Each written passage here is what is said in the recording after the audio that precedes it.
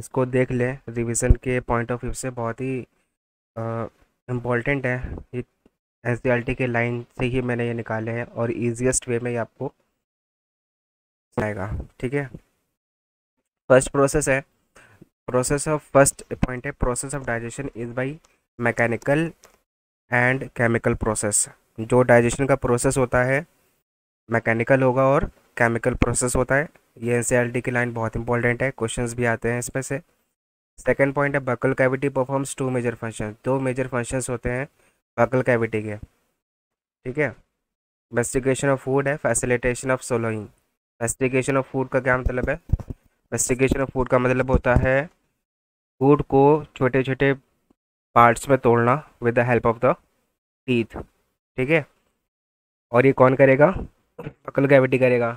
जैसे second point आता है फैसिलिटेशन ऑफ सोलोइंग। सोलोइंग क्या चीज़ होता है? सोलोइंग एक प्रोसेस है जिसमें फूड माउथ से ईसोफेगस तक आएगा। माउथ से फूड आएगा और ईसोफेगस तक के जो प्रोसेस होता है दैट इज़ गोइंग दैट, ये जो कौन करवाता है? सोलोइंग होता है। ये जो ईसोफेगस तक होता है ये सोलोइंग होता है। और ये इसको फैसिलिटेट कौन करता है? इसको कौन इनिशिएट करेगा? बकल कैविटी करेगी। ठीक है, सोलिंग का इंपॉर्टेंट क्या चीज़ है कि ईसोफेगस तक ही रहना चाहिए। ईसोफेगस तक के जो फूड आएगा वो सोलिंग उसको कहेंगे। Mucus and saliva help in lubricating and adhering the masticated food particle into the bolus. जो सलाइवा में जो म्यूकस है ना, ये म्यूकस जो मेस्टिकेटेड फूड पार्टिकल्स हैं इनको बोलस में ट्रांसफॉर्मेशन करेगा। कौन? जो सलाइवा में जो म्यूकस है वो मेस्टिकेटेड फूड पार्टिकल को बोलस में ट्रांसफॉर्म करेगा, उसको बदल देगा और हेल्प करेगा इसमें। ये चीज़ आप ध्यान रखना, ये चीज़ हेल्प करेगी उसमें। ये जो म्यूकस होगा वो हेल्प करेगा मेस्टिकेटेड फूड पार्टिकल को बोलस में ट्रांसफॉर्म करने के लिए। ये एनसीईआरटी की लाइन है, इसको मैंने सिंपलेस्ट वे में लिखा है। Mucus and saliva help to change masticated food particle into the bolus. Then this bolus is going into the pharynx and then into the esophagus by the process swallowing or deglutition. Swallowing और deglutition बता चुके हैं पहले भी। ये ऐसा process होता है जहाँ पे बोलस जो है ना, क्योंकि बोलस कहाँ बनेगा? बोलस बनेगा माउथ में। बोलस कैसे बनेगा? म्यूकस जो जो सलाइवा में जो म्यूकस होता है यही तो बोलस में ट्रांसफॉर्मेट कर रहा है, बोलस में बना रहा है ना मैस्टिकेटिव फूड पार्टिकल को। तो ये जो बोलस है माउथ से आएगा, माउथ से फेनेक्स में आएगा, फेनेक्स के बाद ईसोफेगस तक, ईसोफेगस में एंटर करेगा। बस एंटर तक के जो प्रोसेस होगा that process is called swelling और डिग्लूटेशन।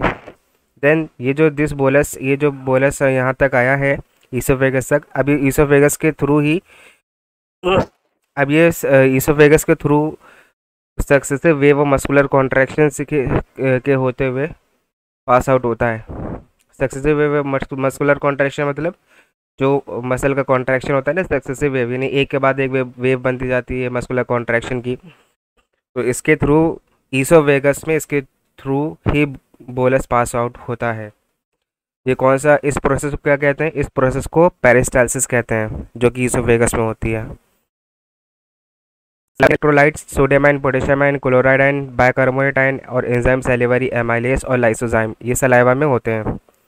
Saliva contain salivary amylase. अब हम यहाँ पे एंजाइम का क्लासिफिकेशन करेंगे कि सैलिवरी एमाइलेज में क्या क्या चीज़ें हैं।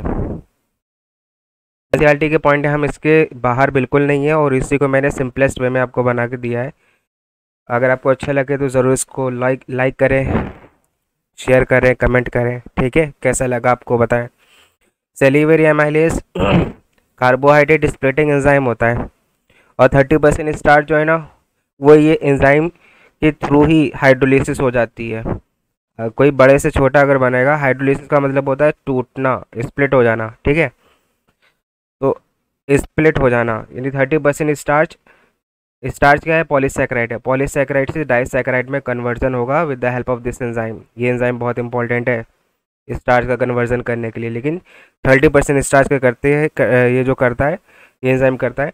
और एट द pH 6.8 यानी 7 जो होगा, pH 7 होता है न्यूट्रल, और pH 7 से कम वाले जो भी होते हैं वो सारे के सारे एसिडिक होते हैं, और pH 7 से ज़्यादा जो होते हैं वो होते हैं बेसिक होते हैं। ठीक है, तो सैलिवरी एमाइलेज का फंक्शन ध्यान रखना, स्टार्च से माल्टोस में कन्वर्जन करता है। कोई और डाइसैकेराइड का नाम ना लिख देना।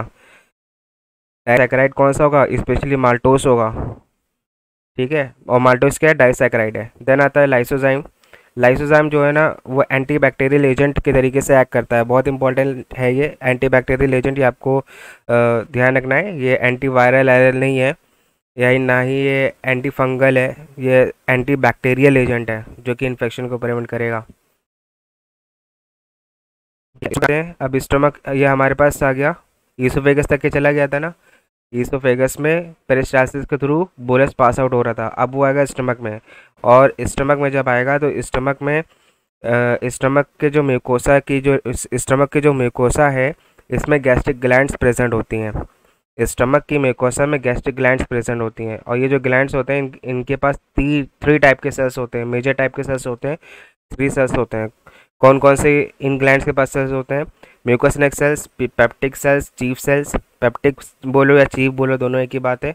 पैराइटल बोलो या एक्सोंटिक बोलो दोनों एक ही बात है। पेप्टिक को याद कैसे करना है? देखो, पेप्टिक में टी लास्ट में आ रहा है, सी लास्ट में आ रहा है, और सी से स्टार्टिंग हो रही है। तो ये पेप्टिक जहाँ पर भी है, चीफ सेल्स ध्यान रखना। ठीक है, मैंने बस मैंने आपको ये बस याद करने का तरीका बताया, नहीं तो आप जैसे भी याद करें। तो इम्पॉर्टेंट चीज़ यहाँ पे क्या है? स्टमक की जो म्यूकोसा की जो लेयर है, वहाँ पे गैस्ट्रिक ग्लैंड्स प्रेजेंट होती हैं, और इन गैस्ट्रिक ग्लैंड्स में थ्री टाइप के सेल्स होते हैं। म्यूकस नेक सेल जो कि म्यूकस को सिक्रीट करेगा, पेप्टिक सेल्स और चीफ सेल्स जो होती हैं ये इनएक्टिव एंजाइम पेप्सिनोजन का सिक्रेशन करते हैं। पैराइटल जो और ऑक्जेंटिक सेल्स होते हैं वो एचसीएल का और इंट्रिंसिक फैक्टर को रिलीज करता है। इंट्रिंसिक फैक्टर वो फैक्टर होता है जो कि विटामिन बी 12 के एब्जॉर्प्शन के लिए इसेंशियल होता है, बहुत ही इंपॉर्टेंट रोल प्ले करता है इंट्रिंसिक फैक्टर विटामिन बी 12 के एब्जॉर्प्शन के लिए। तो एक क्वेश्चन ये पूछा जा सकता है, भाई ये बताइए विटामिन बी 12 का एब्जॉर्प्शन कौन करेगा? ठीक है, ये किसके प्रेजेंस में होगा? ये जो एब्जॉर्प्शन होता है विटामिन बी 12 का, ये कौन से इसके लिए कौन सा फैक्टर इसेंशियल है, कौन सा फैक्टर नेसेसरी है? तो ये ध्यान रखना, इंट्रिंसिक फैक्टर। और अच्छा एक यहाँ पे क्वेश्चन ये भी बन सकता है, मान लो अगर क्वेश्चन इस तरीके से बोला जाए कि स्टमक की पैराइटल सेल और ऑक्जेंटिक सेल्स की कहीं पे डैमेज हो गई, ठीक है, वर्कआउट नहीं कर रही हैं, तब वहाँ पे कौन कौन से इफेक्ट आ सकते हैं? तो वहाँ पे जाहिर सी बात है एचसीएल नहीं बनेगा और इंट्रिंसिक फैक्टर नहीं बनेगा। इंट्रिंसिक फैक्टर नहीं बनेगा तो उसमें विटामिन बी 12 के एब्जॉर्प्शन नहीं होगा, और विटामिन बी 12 का अगर एब्जॉर्प्शन नहीं होगा तो एरिथ्रोपोइसिस में भी नहीं हो पाएगा, एरिथ्रोपोइसिस भी नहीं हो पाएगी, क्योंकि सब एक दूसरे से लिंक है। तो इंसान कमज़ोर होता रहेगा। तो क्वेश्चन ये बन सकता है ना, आप इसको देख लें। विटामिन बी 12 को एक्सट्रिंसिक फैक्टर कहते हैं, और इसका इसका दूसरा नाम, इसका कॉमन नेम होता है साइनोकोबालामाइन। विटामिन बी 12 का कॉमन नेम क्या है? साइनोकोबालामाइन। देन आता है फूड जो है ना, बोलस, ये इसोफेगस से पास होकर स्टमक में आ गया। अब जब स्टमक में आता है तो वहाँ पर गैस्ट्रिक जूस प्रेजेंट होते हैं, और वो गैस्ट्रिक जूस कैसे होते हैं? एसिडिक होते हैं। क्यों एसिडिक होते हैं? क्योंकि यहाँ पर ऑक्जेंटिक सेल्स जो है ना वो एचसीएल सिक्रेट कर रहे हैं, एचसीएल सिक्रेट कर रहे हैं, तो गैस्ट्रिक जूस कैसा होगा? एसिडिक होगा। अब ये जो फूड है वो एसिडिक गैस्ट्रिक जूस के साथ मिक्सअप होगा, और मिक्स कैसे होगा? By the Corning moment of muscular wall, stomach की जो मस्कुलर वॉल है यहाँ पर। अब जो मस्कुलरिस लेयर है स्टमक की, उस उसका मूवमेंट की वजह से, और कर्निंग मूवमेंट होता है। कर्निंग मूवमेंट का क्या मतलब होता है? वो जैसे मिरोल वाला मूवमेंट नहीं होता है, मिरोल वाले मूवमेंट जो होता है वो मूवमेंट होता है। और वो मूवमेंट में क्या होता है? फूड बोलस जो आ रहा है वो एसिडिक गैस्ट्रिक जूस के साथ मिक्सअप होने लगता है, और जब एसिडिक गैस्ट्रिक जूस के साथ जब मिक्सअप होने लगेगा तो जो मिक्स्ड फूड होगा, जो स्टमक में जो मिक्स्ड फूड होगा, that food is called crime. ठीक है, इनएक्टिव पेप्सिनोजन जो है, जो हमारा पेप्सिव सेल से जो सिक्रेट हो रहा था इनएक्टिव पेप्सिनोजन, यहाँ पर ऑक्जेंटिक सेल से जो एसिड सिक्रेट हो रहा है, एसिड के प्रेजेंस में ये इनएक्टिव एंजाइम एक्टिव बन जाता है, एक्टिवेटेड फॉर्मेट में हो जाता है। पेप्सिनोजन से पेप्सिन में कन्वर्ट हो गया, ये एक्टिव फॉर्म है और ये इनएक्टिव फॉर्म है। और ये जो पेप्सिन बना है, ये पेप्सिन प्रोटीन्स को कन्वर्ट कर देगा प्रोटियोसिस और पेप्टोन्स में। पेप्टोन्स वगैरह जो होते हैं ये सारे के सारे पेप्टाइड्स होते हैं। तो देखो, प्रोटीन्स क्या है, प्रोटियोसिस क्या है, पेप्टोन्स क्या है, पेप्टाइड्स क्या है, बहुत ही ईजी है। प्रोटीन्स को अगर तोड़ोगे तो जाहिर सी बात है कब छोटी छोटी यूनिट्स में टूटेगा। तो प्रोटियोसिस एक हाइड्रोलाइज्ड प्रोटीन है, और ये कौन सी प्रोटीन है? पार्शियली हाइड्रोलाइज्ड प्रोटीन है, पूरी तरीके से नहीं टूटी है। पूरी तरीके से अगर टूट जाता तो प्रोटीन्स किसके मिलकर बना होता है? एमिनो एसिड से, तो वो एमिनो एसिड इसका लास्ट प्रोडक्ट देता अगर वो पूरा का पूरा यहाँ पर टूट जाता तो ये पार्शियली हाइड्रोलाइज्ड प्रोटीन इसलिए कहा गया। अगर ये पूरा पूरा अगर हाइड्रोलाइज हो जाता, फुल्ली हाइड्रोलाइज्ड हो जाता, तो वहाँ पे एमिनो एसिड का फॉर्मेशन हो जाता। ठीक है, तो अब इसको ये ध्यान रखो, प्रोटीकोसिस और पेप्टोन्स क्या है? पार्शियली हाइड्रोलाइज्ड प्रोटीन्स हैं, और इसको हम इन दोनों को पेप्टाइड्स भी कहते हैं। तो जब से बना ये प्रोटीन्स पे एक्ट करेगा और प्रोटीकोसिस और पेप्टोन्स का फॉर्मेशन कर देगा। Then rennin present in infant which help in digestion of milk protein. Rennin कहाँ प्रेजेंट होता है? सभी को पता है, इन्फेंट में प्रेजेंट होता है। ठीक है, क्या हेल्प करता है? मिल्क प्रोटीन के डाइजेशन में हेल्प करता है। क्वेश्चन यहाँ पर से बना देगा, कुछ हैं जाहिर से बात है, कुछ सही कर ले जाएंगे, कुछ सही नहीं कर पाएंगे। अब क्वेश्चन पूछा जाए, बताओ ये जो रेनिन है, ये रेनिन किसका डाइजेशन करेगा? मिल्क का डाइजेशन करेगा या मिल्क प्रोटीन का डाइजेशन करेगा? ये मिल्क का डाइजेशन करता है या प्रोटीन का डाइजेशन करता है? तो आधे से ज़्यादा बच्चे मिल्क मिल्क को देखेंगे ना, अरे मिल्क रेनिन से आया, मिल्क खट से मिल्क पे ही टिक जाएगा ज़्यादातर लोग का। और लेकिन ये बेसिकली किसका? प्रोटीन्स का ही। ये भी प्रोटीन को तोड़ रहा है, प्रोटीन का डाइजेशन कर रहा है, और पेप्सिन तो कर ही रहा है, रेनिन भी कर रहा है, लेकिन ये इन्फेंट में प्रेजेंट होता है। ठीक है, अडल्ट में क्या चीज़ होता है? अगर इन्फेंट अगर मिल्क ले रहे हैं तो वहाँ पे तो रेनिन है जो कि मिल्क प्रोटीन का डाइजेशन कर दे रहे हैं। अडल्ट्स में मिल्क प्रोटीन कैसे डाइजेशन होता है? वो पेप्सिन के थ्रू ही होता है। तो अडल्ट्स में जो मिल्क प्रोटीन है वो पेप्सिन के थ्रू होगा, और जो इन्फेंट है वो उसमें रेनिन के प्रेजेंस में होगा। अच्छा, यहाँ पे एक चीज़ ध्यान रखना, रेनिन यहाँ पे जो इन्फेंट में जो प्रेजेंट होता है रेनिन, RENN ये रेनिन है। और एक हम लोग ने पढ़ा था एक्सक्रीशन में, रेनिन एंजियोटेंसिन मैकेनिज्म वाली, रास मैकेनिज्म कहते हैं, तो वो रेनिन अलग है। यहाँ पे डबल एन वाला एन है, डबल एन वाला रेनिन है, और वहाँ पे सिंगल एन है, RENIN है वहाँ पर एक्सक्रीशन में, और यहाँ पर क्या है? डबल एन है। ठीक है, ये छोटे छोटे से पॉइंट है, इनको बस रिमाइंड करना है आपको। ये देखो, बाइल है, पैनक्रेटिक जूस है, इंटेस्टाइनल जूस है, are the secretion release into the small intestine. जो बाइल होता है, पैनक्रेटिक जूस होता है, इंटेस्टाइनल जूस होता है, ये इनका सिक्रेशन ये कहाँ पर आते हैं? भाई बाइल है तो कहाँ से बनेगा? हेपेटिक सेल से बनेगा। पैनक्रेटिक जूस कहाँ से बनेगा? पैनक्रियास से बनेगा। इंटेस्टाइनल जूस किससे बनेगा? इंटेस्टाइन के म्यूकोसा लेयर से बनेगा, सॉरी इंटेस्टाइन से ही बनेगा। अब इंटेस्टाइनल जूस, ये जो जूसेस बनते हैं, इस जूस में क्या होता है?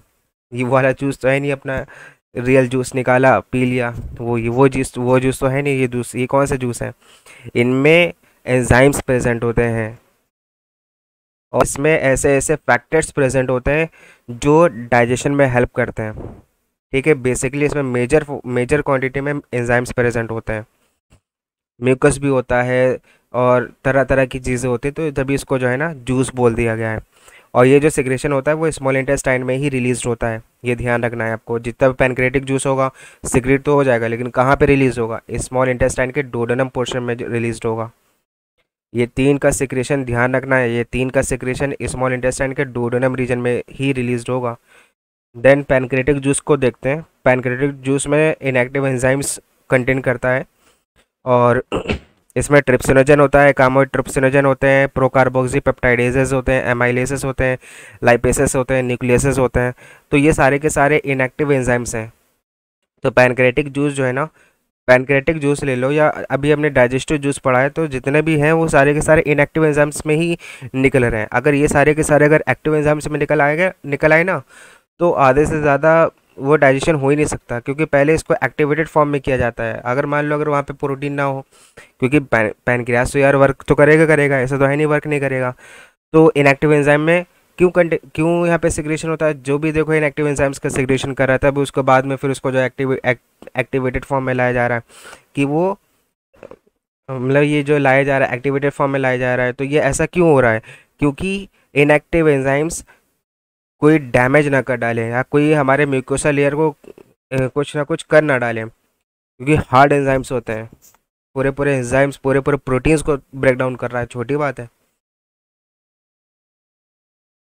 ये इनएक्टिव फॉर्मेट में ही रिलीज होता है, कि ये हमारे जो गट वॉल है उसको डैमेज ना करे, उसको कोई तरीके के नुकसान ना पहुंचाए।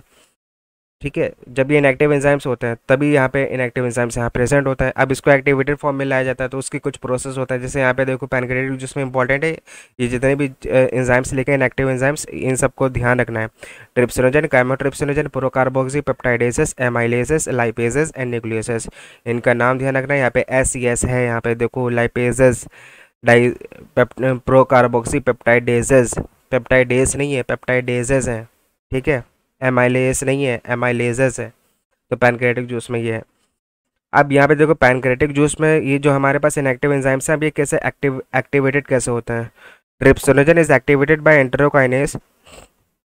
सबसे पहले होता है ये कि जो ट्रिप्सिनोजन है ये एक्टिवेटेड फॉर्मेट में आता है, और ये एक्टिवेटेड फॉर्मेट में कैसे आएगा, एंटेरोकाइनेस नाम का एंजाइम इंटेस्टाइनल म्यूकोसा से सीक्रेट होता है, वो ट्रिप्सिनोजन को एक्टिवेटेड फॉर्मेट में चेंज कर देता है। और इसका जो एक्टिवेटेड कौन सा फॉर्म है, ट्रिप्सिनोजन से एक्टिव ट्रिप्सिन में बनना by the help of enterokinase. और एंटेरोकाइनेस कहाँ से बनेगा, इंटेस्टाइनल म्यूकोसा से, यानी म्यूकोसा की जो लेयर होगी वहाँ से वहाँ से सिक्रीशन होगा एंटेरोकाइनेस का, और वो ट्रिप्सिनोजन को ट्रिप्सिन में कन्वर्ट कर देगा। और ये जो ट्रिप्सिन है ये अदर पैनक्रियाटिक जूस के एंजाइम, पैनक्रियाटिक जूस के जो अदर एंजाइम्स है उनको एक्टिवेट करेगा।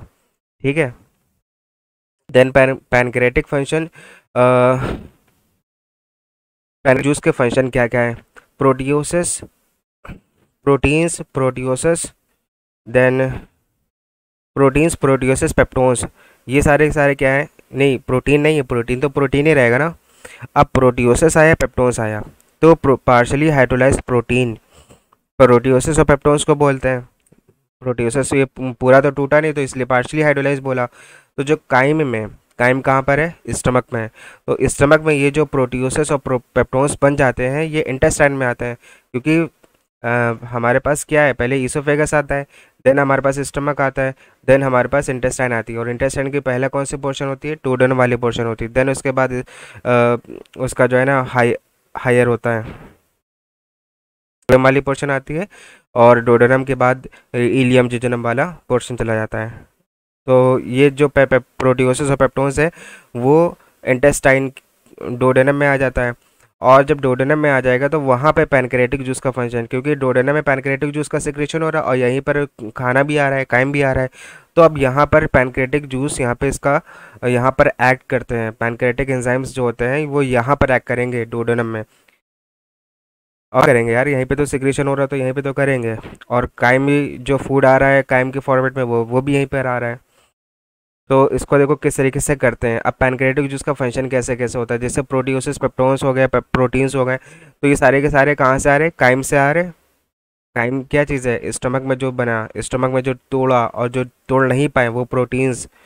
ठीक है, प्रोटीन का भी यहाँ पे डाइजेशन होता है, बहुत इंपॉर्टेंट है कि यहाँ पे प्रोटीन का भी डाइजेशन होता है, पेप्टोन्स का तो होता ही होता है, प्रोटियोसिस तो वो तो आ ही रहे हैं, तो ये दोनों तो आ ही रहे हैं, लेकिन प्रोटीन्स का भी डाइजेशन यहाँ पर होता है, क्योंकि वहाँ पर हो सकता है वहाँ पे मतलब वहाँ पे ज़्यादा ना हो पाया हो, तो कुछ प्रोटीन्स यहाँ पे आ जाते हैं। अब यहाँ पे टोटली यहाँ पर ये जो पैनक्रियाटिक एंजाइम्स हैं, ये जो पैनक्रियाटिक जूस के जो एंजाइम है यहाँ पे ऑलवेज प्रोटीन का डाइजेशन कंप्लीट नहीं, मतलब प्रोटीन का डाइजेशन हो जाता है कि प्रोटीन के फॉर्मेट में नहीं हो पाता, प्रोटीन ख़त्म हो जाता है यहाँ पर। अब वहाँ पर स्मॉलर यूनिट में आ जाती है, डाईपेप्टाइड्स में आ जाते हैं। ये हमारे पास क्या है, पेप्टाइड है, और ये पेप्टाइड डाईपेप्टाइड के फॉर्मेट में आ जाते हैं। तो अब यहाँ पर प्रोटीन का खेल ख़त्म। अब प्रोटीन यहाँ पे आगे नहीं बढ़ सकता है, प्रोटीन यहाँ पे टूट जाएगा डाईपेप्टाइड में। ठीक है, और ये कौन से किसके प्रेजेंस में होता है, ट्रिप्सिन के प्रेजेंस में होता है, काइमोट्रिप्सिन के प्रेजेंस में होता है, कार्बोक्सी पेप्टाइडेस के प्रेजेंस में होता है। अब ये देखो ये हमारे पास एक्टिवेटेड फॉर्मेट में है, ये एक्टिवेटेड फॉर्मेट में है। ट्रिप्सिन तो एक्टिवेट हो गया एंटेरोकाइनेस से ही। Then carbohydrate in the chyme are hydrolyse by pancreatic amylase. अब पैनक्रियाज में एमाइलेज भी था, तो वो जो एमाइलेज होता है ये पैनक्रियाटिक एमाइलेज से इससे पहले हमने सेलेवरी एमाइलेज के बारे में पढ़ा था। अब यहाँ पर हम पढ़ते हैं पैनक्रियाटिक एमाइलेज। और पैनक्रियाटिक एमाइलेज क्या करेगा, कार्बोहाइड्रेट जो काइम में है इसको हाइड्रोलाइज करेगा डाइसैकेराइड में, जो स्टार्च वगैरह है ना, स्टार्च वगैरह पॉलीसैकेराइड को डाइसैकेराइड्स में कन्वर्ट करेगा। और जो हमारे सेलेवरी एमाइलेज था वो 30% स्टार्च को हाइड्रोलाइज कर रहा था डाइसैकेराइड में। भाई वो तो डाइसैकेराइड यानी माल्टोस में, लेकिन वो 30% स्टार्च है, यहाँ पे कम्प्लीटली स्टार्च डाइसैकराइड में कन्वर्ट हो जाएगा। ठीक है, ये पैनक्रेटिक एमाइलेज का फंक्शन हो गया। देन आता है फैट ऑफ ब्रोकन डाउन। अब जो फैट है, फैट का डाइजेशन कहाँ से स्टार्ट हुआ? देखो, स्टार्च का डाइजेशन अब पूछा जाए कहाँ से स्टार्ट हुआ, स्टार्च का डाइजेशन माउथ से स्टार्ट होता है। प्रोटीन का डाइजेशन कहाँ से स्टार्ट हुआ? स्टमक से स्टार्ट हुआ। अब जो फैट का डाइजेशन है वो यहाँ से डोडेनम से स्टार्ट होता है, क्योंकि फैट तो इससे पहले तो कभी टूटा नहीं, अब यहाँ पे टूट रहा है। किसके प्रेजेंस में होता है? लाइपेसेस के फॉर्मेट में होता है। ये लाइपेसेस ये एज इट इज़ होता है, ये इनएक्टिवेटेड फॉर्म में, जो जिस फॉर्मेट में है, जिस फॉर्म में रिलीज हुआ उसी फॉर्म में ही ये रहेगा और ये फैट को तोड़ेगा। और किस में तोड़ता है फैट को? डाइग्लाइसराइड्स में और मोनोग्लाइसराइड्स के फॉर्मेट में तोड़ता है। ठीक है, लाइपेस का यहाँ पे पैनक्रेटिक लाइपेस है, इंपॉर्टेंट है, याद रखना है इसको। Nucleic acid are broken into the nucleotide and nucleoside by the nucleases. जो पैनक्रेटिक जूस में जो न्यूक्लियसेस है, ये न्यूक्लियसेस न्यूक्लिक एसिड को ब्रेक करेगा और न्यूक्लियोटाइड और न्यूक्लियोसाइड में का फॉर्मेशन कर देगा। यहाँ पर ये चीज़ आपको ध्यान रखना है, ये जो न्यूक्लियसेस है, ये न्यूक्लियसेस न्यूक्लियोसाइड तक तोड़ेगा। ठीक है, न्यूक्लियोसाइड तक तोड़ेगा ये न्यूक्लिक एसिड को। अब यहाँ पे देखो ना, अब ये चीज़ आप गौर करो कि यार ये न्यूक्लिक एसिड है, न्यूक्लिक एसिड का मतलब क्या है? DNA RNA. अब इनका भी डाइजेशन हो रहा है, बिल्कुल हो रहा है। क्यों? क्योंकि जो हमारे पास फूड है, फूड में भी जाहिर सी बात है, फूड है चाहे जो सा है दुनिया का, चाहे जो सा भी अगर लिविंग अगर कोई भी ऑर्गेनिज्म है तो उसके पास तो न्यूक्लिक एसिड तो प्रेजेंट हो गई होगा ना। तो अब फूड में न्यूक्लिक एसिड प्रेजेंट होते हैं, डीएनए आरएनए प्रेजेंट होते हैं, तो वो कैसे तोड़ेंगे? वो चीज़ तोड़ने की यहाँ पे बात हो रही है, ये नहीं कि अपने वाला डीएनए को तोड़ा जा रहा है। तो न्यूक्लियसेस का ये बहुत ही यूनिक फंक्शन है कि ये जो न्यूक्लिक एसिड, जो फूड में जो न्यूक्लिक एसिड होते हैं, इनको तोड़ता है। और जो हमारे जो बॉडी वॉडी के हैं उनको थोड़ा नहीं तोड़ेगा, उनको नहीं तोड़ता है। ये सिर्फ और सिर्फ फूड के जो न्यूक्लिक एसिड है उनको तोड़ेगा। और कहाँ तक तोड़ेगा ये भी बहुत इंपॉर्टेंट है। न्यूक्लियोटाइड्स में कन्वर्जन कर सकता है और न्यूक्लियोटाइड से न्यूक्लियोसाइड में भी कन्वर्जन कर सकता है। यानी ये बेसिकली न्यूक्लिक एसिड से न्यूक्लियोसाइड तक का यूनिट बना देगा। ठीक है, देन अब आता है बाइल। बाइल हमने इससे पहले कौन कौन से हमने पढ़ लिए, यहाँ पे देख लो। पैनक्रेटिक जूस में हमने कौन कौन से थे, ये ट्रिप्सिनोजन हमने पढ़ लिया, ट्रिप्सिन के फॉर्मेट में आएगा। और ट्रिप्सिन क्या करेगा? प्रोटीन्स को, प्रोटियोसस को और पेप्टोन्स को किस में कन्वर्ट कर देगा? डाइपेप्टाइड्स में। ठीक है, और यहाँ पे तीन चीज़ का फंक्शन सेम है। ये भी एक्टिवेटेड फॉर्म है, ट्रिप्सिन में आ जाएगा। यहाँ पे काइमोट्रिप्सिनोजन है तो काइमोट्रिप्सिन बन जाएगा। प्रोकार्बोक्सी पेप्टाइडेजेस है तो यहाँ पे प्रोकार्बोक्सी पेप्टाइडेज बन जाएगा। पैनक्रेटिक जो एमाइलेज है ये क्या करेगा? पॉलीसैकेराइड स्टार्च को डाइसैकेराइड में कन्वर्ट करेगा। और पूरा का पूरा स्टार्च, जितना भी स्टार्च बचेगा इसके पास, जितना भी स्टार्च कहीं पे इसको दिखा, खट से उसने ट्रांसफ़र किया, खट से उसने जो है ना उसका रंग बदला और उसको जो है डाइसैकेराइड में कन्वर्ट किया। लाइपेसेस क्या करेगा? फैट को तोड़ ताड़ के अलग कर देगा, डाइसैकेराइड अलग, मोनोग्लिसराइड अलग। ठीक है, देन आता है न्यूक्लियसेस, ये न्यूक्लिक एसिड को तोड़ेगा। तो यही हमारे पास ये है, ये हमारे पास एंजाइम्स है और ये इनका फंक्शंस है। ठीक है, पैनक्रेटिक जूस का फंक्शन इंपॉर्टेंट है, याद रखना इनका फंक्शन कहाँ होता है। ये भी ध्यान रखना है कि आपको ये कहाँ पर होता है, डोडेनम में होता है। अब आते हैं बाइल। अब बाइल में क्या है? इसमें कोई भी एंजाइम्स प्रेजेंट नहीं होते हैं। इसमें कौन कौन सी चीज़ें प्रेजेंट होती हैं? जैसे बाइल पिगमेंट्स प्रेजेंट होते हैं। बाइल पिगमेंट्स में बिलीरुबिन, बिलीवर्डिन, ये एग्जांपल ध्यान रखना है आपको। ठीक है, ये बाइल पिगमेंट्स हैं। बाइल सॉल्ट्स होते हैं, इसमें कोलेस्टेरॉल होता है, फॉस्फोलिपिड्स होते हैं, तो ये बाइल कंटेन करता है। देन बाइल जो है ना वो इमल्सिफिकेशन ऑफ फैट में हेल्प करता है। जो फैट का इमल्सिफिकेशन है, यानी इमल्सिफिकेशन ऑफ फैट का क्या मतलब है? फैट को वेरी स्मॉल मिसल्स में कन्वर्ट करना, ब्रेक कर देना। अब यहाँ पे देखो, फैट को मिसल्स के फॉर्म में कन्वर्ट हो रहा है, कन्वर्जन हो रहा है। और जो हमारे पास पैनक्रेटिक लाइपेस है वो उसने फैट को किस में कन्वर्ट कर दिया? डाइग्लाइसराइड्स और डाइग्लाइसराइड्स में कन्वर्ट कर दिया, मोनोग्लाइसराइड्स में कन्वर्ट कर दिया, है ना। अब यहाँ पे लेकिन जो बाइल है वो इंपॉर्टेंट है कि इमल्सिफिकेशन ऑफ फैट, यानी फैट का इमल्सिफिकेशन करेगा, स्मॉल मिसल्स में कन्वर्ट करेगा। बाइल लाइपेस को भी, जो पैनक्रेटिक जूस में जो लाइपेस है इसको एक्टिवेट करेगा, लेकिन ये इसी फॉर्मेट में ही वर्कआउट करता है।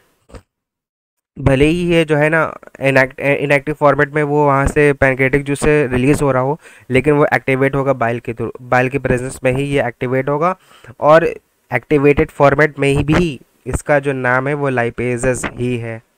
ठीक है, तो ये हमारे पास बाइल का आ गया हमारे पास, ये बाइल के हमारे पास फंक्शंस हो गए। बाइल क्या क्या करेगा, एम्ल्सिफिकेशन ऑफ फैट करेगा और लाइपेज को एक्टिवेट करेगा।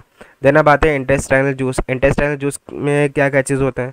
इंटेस्टाइनल जूस को पहली बात तो यहाँ पे ध्यान रखो कि सकस एंटेरिकस कहते हैं इसको। क्या कहते हैं, सकस एंटेरिकस कहते हैं।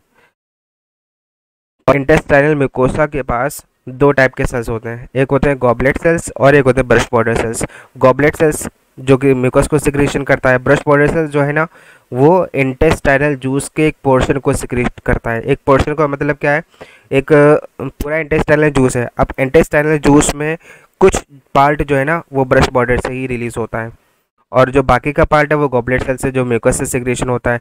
तो इन दोनों के सिक्रेशन को क्या कहते हैं, इंटेस्टाइनल जूस कहते हैं और सकस एंट्रिकस कहते हैं। ठीक है, ये क्वेश्चन बन सकता है, बहुत इंपॉर्टेंट है। सकस एंट्रिकस और इंटेस्टाइनल जूस किस तरीके से बनते हैं और इनका सिक्रेशन कहाँ कहाँ से होता है। ब्रश बॉर्डर से इंटेस्टाइन की जो होती है ना उससे इंटेस्टाइनल जूस का सिक्रेशन होता है। अच्छा, इस जूस में क्या क्या चीज़ होती हैं, हमने पैनक्रेटिक जूस में देख लिया क्या क्या था, अब यहाँ पे देखते हैं क्या क्या है। डाइसैक्राइडेजेस। डाइसैक्राइडेजेस का मतलब क्या है, यहाँ पे मेजर क्वांटिटी में यानी ज़्यादातर क्वांटिटी, जैसे माल्टेस हो गया, सुक्रेस हो गया, ठीक है, लैक्टेस हो गया, तो ये डाइसैक्राइड जितने भी हमारे पास, जैसे माल्टोस और लैक्टोस हो गया, तो ये सारे हमारे पास डाइसैक्राइड्स हैं। अभी एग्जांपल आएगा, बस एग्जांपल जितने लिखे हैं बस उतने इनफ हैं, बहुत इफिशिएंट है, बस उतना ध्यान रखो। तो यहाँ पे क्या है, डाइसैक्राइड्स हैं, डाइपेप्टाइडेजेस हैं, ये सॉरी डाइसैक्राइडेजेस हैं, यहाँ पे देखो SCS है, तो ये इनएक्टिव फॉर्मेट में ही भी है। न्यूक्लियोसाइडेजेस इनएक्टिवेटेड है, लाइपेसेस इनएक्टिवेटेड है, लेकिन ये इनएक्टिवेटेड के में ही वर्क आउट करता है। अब बस इसको एक कहते नहीं, थोड़ा सा बस इनिशिएट करने की ज़रूरत होती है, वो बाइल कर देता है। लेकिन यहाँ वाला बाइल, ये वाला बाइल नहीं करेगा। बाइल बाइल किसको एक्टिवेट करेगा, जो पैनक्रेटिक जूस का जो लाइपेस है उसको एक्टिवेट करेगा। इंटेस्टाइनल जूस के जो लाइपेस है उसको एक्टिवेट नहीं करेगा। समझ में आ रही है बात। तो ये जो जूस है ये जूस में डाइसैक्राइडेजेस होते हैं, डाइपेप्टाइडेजेस होते हैं। अब देखो हमें इसके नाम से ही पता चल रहा है डाइसैक्राइडेजेस है, यानी साइड से बात है कार्बोहाइड्रेट का डाइजेशन करेगा। डाइपेप्टाइडेजेस है, डाइपेप्टाइड्स जो हमने पैनक्रेटिक जूस में बनाया अब यहाँ पे टूटेगा, है ना। लाइपेसेस जो हमने वहाँ पे डाइग्लाइसराइड मोनोग्लाइसराइड बनाया वो अब तोड़ेगा और स्मॉलर यूनिट में कन्वर्जन होगा। अब यहाँ पे न्यूक्लियोसाइडेजेस है, हमने क्या बताया था, पैनक्रेटिक जूस में न्यूक्लियोटाइड बनाएगा, न्यूक्लियोटाइड से न्यूक्लियोसाइड तक का बना देगा, यानी न्यूक्लियोसाइड तक का वहाँ पे बनाएगा। अब न्यूक्लियोसाइड का डाइजेशन जब होगा तो वो होगा इंटेस्टाइनल जूस में। अच्छा, अब यहाँ पे एक चीज़ ध्यान रखो कि अब डाइजेशन हमने वहाँ पे पढ़ा है कि पैनक्रेटिक जितने भी जूस हैं वो सारे के सारे एक्ट करते हैं डोडेनम के डोडेनम वाले पोर्शन में। ठीक है, डोडेनम वाले पोर्शन में पैनक्रेटिक जूस का एक्शन हो गया। अब इंटेस्टाइनल जूस का एक्शन कहाँ पर बनेगा, इंटेस्टाइनल जूस का जो फंक्शन है वो इंटेस्टाइन के म्यूकोसल एपिथेलियल सेल्स होते हैं वहाँ पर होता है। इंटेस्टाइनल के जो म्यूकोसल एपिथेलियल सेल्स होते हैं वहाँ पर होता है। बहुत ही अब यहाँ पे एपिथेलियल सेल्स में आ गया, जैसे डोडेनम म्यूकोसल एपिथेलियम जो होती है, क्योंकि डोडेनम के रीजन में किसका कौन एक्ट करेगा, पैनक्रेटिक जूस वाले जितने हैं वो सारे के सारे एक्शन करते हैं। लेकिन अब डोडेनम वाले म्यूकोसल एपिथेलियम में यहाँ पर इंटेस्टाइनल जूस का यहाँ पर डाइजेशन होता है। अब देखें किस तरीके से वर्कआउट करते हैं इंटेस्टाइनल जूस, जैसे कि डाइपेप्टाइड्स हमने डाइपेप्टाइड्स वहाँ पे बनाया, हमने पैनक्रेटिक जूस ने वहाँ पे कन्वर्ट कर दिया। अब इंटेस्टाइनल जूस का क्या फंक्शन होगा कि ये डाइपेप्टाइड्स को अब और तोड़ेगा, और किस में तोड़ेगा, डाइपेप्टाइड को एमिनो एसिड में तोड़ सकता है। यहाँ पे देखो डाइसैक्राइडेज है, ठीक है, डाइपेप्टाइडेजेस, ये देखो ये भी इसी तरीके से, यानी ये इनएक्टिवेटेड नहीं है, ये मैंने शायद इनएक्टिवेटेड बोल दिया है, हाँ, तो ये एक्टिवेटेड फॉर्मेट में है। ठीक है, एक्टिवेटेड में ही है और ये इनएक्टिवेटेड नहीं है। ये जिस तरीके से रिलीज होते हैं उसी तरीके से एक्ट आउट कर देते हैं। अब इनको किसी भी तरीके का एक्टिवेशन की ज़रूरत नहीं है। तो डाइपेप्टाइड है तो जाहिर सी बात है डाइपेप्टाइडेसिस यहाँ पे होना चाहिए, और डाइपेप्टाइड्स क्या करेगा, अब यहाँ पर डाइपेप्टाइड से एमिनो एसिड बना देगा। भाई एमिनो एसिड से ही तो प्रोटीन्स बने, ये प्रोटीन का डाइजेशन तो हुआ है ना। ठीक है, डाइसैक्राइड है, डाइसैक्राइडेसिस के प्रेजेंस में होगा, मोनोसैक्राइड का फॉर्मेशन कर देगा, डाई से मोनो कर देगा, यानी टूट रहा है ना, सिंपलर सब्सटेंस में आ रहा है। जैसे एग्जांपल देखो, माल्टोस है, माल्टेस के प्रेजेंस में आया, ग्लूकोज 2 ग्लूकोज की यूनिट बना दिया, ये इंपॉर्टेंट है रिएक्शन। लैक्टोस है, लैक्टेसिस के प्रेजेंस में आया, ग्लूकोज या गैलेक्टोज बना दिया। सिक्रोस आया, सिक्रोस आया तो सिक्रेस बन गया। जो जैसा देश कहते नहीं है कि जैसा देश वैसा भेष जैसा जैसा देश वैसा भेष, यानी जहाँ पे जैसे हम लंदन को चले गए, अब लंदन में गए तो हमें लंदन वाले जितने भी लोग हैं तो जैसे वो रिएक्ट कर रहे हैं हमें वहाँ पे वैसे करना है ना। तो जैसा हमने देश देखा वैसा हमने अपना भेष बदल दिया। तो इसी तरीके से वही है, जैसे सिक्रेस है, अब यहाँ पे सिक्रोस आया तो सिक्रेस आ गया। ठीक है, लैक्टोस आया तो यहाँ पे लैक्टेस आ गया, लैक्टोस को कन्वर्ट कर दिया। माल्टोस आया तो माल्टेस बन गया। ठीक है। अच्छा, यहाँ पे ये चीज़ इंपॉर्टेंट यहाँ पे क्या है कि जिस यूनिट में कन्वर्ट हो रहा है, जैसे सिक्रोस है तो ग्लूकोस और फ्रक्टोस में कन्वर्ट होता है, लैक्टोस है ग्लूकोस और गैलेक्टोस में कन्वर्ट होता है, माल्टोस है ग्लूकोस के 2 यूनिट्स में कन्वर्ट होता है। ये इंपॉर्टेंट है, ये एनसीईआरटी की हूबहू लाइन है।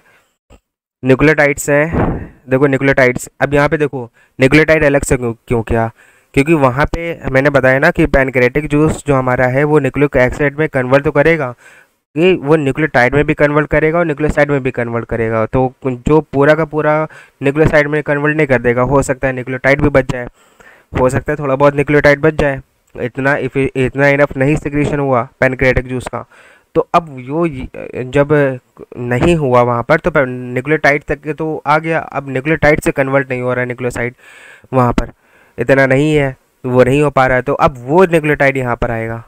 ठीक है, आपको लेकिन बेसिकली आपको बस ध्यान रखना है यहाँ पे ये चीज़ है कि भाई न्यूक्लियोटाइड भी यहाँ पर न्यूक्लियोटाइडेसेस है, ये भी यहाँ पे इंटेस्टाइनल जूस है, जबकि ये लिखा नहीं है एनसीईआरटी में कि न्यूक्लियोटाइडेसेस क्या है, ये न्यूक्लिक एसिड है, इंटेस्टाइनल जूस का पोर्शन है।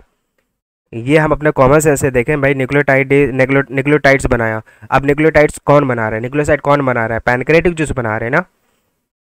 पैनक्रेटिक जूस न्यूक्लियोसाइड तक के आ रहा है तो जाहिर सी बात है न्यूक्लियोटाइड तो बन ही रहा होगा ना, तभी तो न्यूक्लियोसाइड बन रहा है, ऐसे थोड़ा ना बन जाएगा। और अगर बन गया, अब ज़रूरी नहीं कि वहीं पे पूरा हो जाए, तो थोड़ा बहुत अगर बच भी जाता है तो हमारे पास यहाँ पे इतना होना चाहिए ना कि हम इसको तोड़ सकें। तो न्यूक्लियोटाइड्स को न्यूक्लियोटाइडेसेस के प्रेजेंस में टूट जाएगा और न्यूक्लियोसाइड में बन जाएगा। तो देखो यहाँ पे आप देख रहे हो कोई भी चीज़, जैसे यहाँ पर देख लो माल्टोस है, ठीक है, डाइसैकेराइड से मोनो, यानी अब ये बड़े से छोटे में कन्वर्ट हो रहा है बड़े बड़े जो पार्टिकल हैं वो छोटे छोटी चीज़ों में जा रहे हैं, कन्वर्ट हो रहे हैं। अब यहाँ पे न्यूक्लियोटाइड है, न्यूक्लियोसाइड में कन्वर्ट हो गया। अब न्यूक्लियोसाइड जो है, न्यूक्लियोसाइडेसेस के प्रेजेंस में शुगर बेस सबसे बेसिक यूनिट आई जिससे बन रहा है बस यहीं तक तोड़ता है। ठीक है, ये जो सिंपलर सब्सटेंस होगा, जो बहुत ही बेसिक जो सब्सटेंस होते हैं, वो इंटेस्टाइनल म्यूकोसा के ड्यूडेनल म्यूकोसल एपिथेलियम की में ही ये सारे एक्शन होते हैं in the presence of intestinal juice. ठीक है, डाइग्लाइसराइड्स हो गए, मोनोग्लाइसराइड्स हो गए, ये लाइपेसिस के प्रेजेंस में क्या करेगा, फैटी एसिड और ग्लाइसरॉल में कन्वर्ट कर देगा। क्वेश्चन ये पूछ सकता है कि जो फैट का डाइजेशन होता है इसमें जो सबसे स्मॉलेस्ट यूनिट कौन सी है, फैटी एसिड्स और ग्लाइसरॉल है, क्योंकि इसी से हमारा फैट बनता है। ठीक है, लाइपेसिस के प्रेजेंस में होता है। Simple substance formed are absorb in jejunum and ileum, jejunum और इलियम में जितने भी जेजुनम और इलियम में इन जो सब्सटेंस है, सिंपल सब्सटेंसेस है, इनका एब्जॉर्प्शन होता है। तो डोडेनम में इनका जितना है हमारा डाइजेशन हो जाएगा, और जब इलियम और जेजुनम में जब जाएगा तो वहाँ पर एब्जॉर्ब हो जाएगा। ठीक है, देन अब आते हैं जो लार्ज इंटेस्टाइन है। लार्ज इंटेस्टाइन क्या करेगा, अनडाइजेस्टेड और unabsorb substance pass on to large intestine. जो अनडाइजेस्टेड और अनएब्जॉर्ब सब्सटेंस है, जो अनडाइजेशन ही कोई ऐसा कंपोनेंट है जो अनडाइजेशन या डाइजेशन नहीं हो पाया, या कोई अनएब्जॉर्ब कोई एब्जॉर्ब नहीं हो पाया, क्योंकि एब्जॉर्प्शन तो यहाँ पर हुआ, डाइजेशन डोडेनम में हो गया, और कुछ अगर डाइजेशन नहीं होगा तो वो यहाँ पर आ जाएगा। और अगर यहाँ पे इलियम और जेजुनम में क्या होगा, एब्जॉर्प्शन हो जाएगा, लेकिन अगर कुछ एब्जॉर्ब नहीं हुआ तो वो लार्ज इंटेस्टाइन में पास आउट होगा। ठीक है, अब लार्ज इंटेस्टाइन में क्या होता है वो अब हम नेक्स्ट वीडियो में देखेंगे। अगर ये वीडियो पसंद आई तो ज़रूर इसको लाइक करें, सब्सक्राइब करें और शेयर करें।